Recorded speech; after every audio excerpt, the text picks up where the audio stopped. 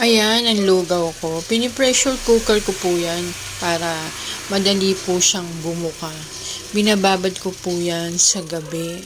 Bali, dalawang malatkit yan at dalawang bigas. Ayan. Pagka buka na niya ng 2 minutes, magigisa na ako ng bawang, sibuyas, luya. Ayan. Ililipat ko na siya sa malaking kaldero.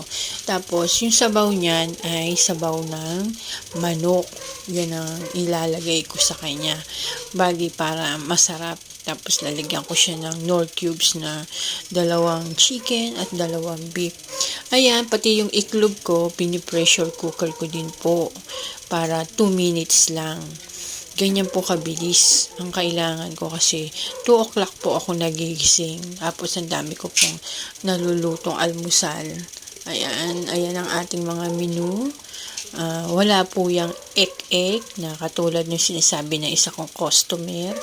Ang ganda ng pagkakabalat ng iklog, ang ganda ng pagkakaluto niya, di ba? Maganda magluto sa pressure cooker. Ingat-ingat po ako sa pagluluto ko. Meron kasi isang customer, lagi na lang nagrereklamo na ganun ang lugaw ko, ganyan. 2014 pa ako nagluto.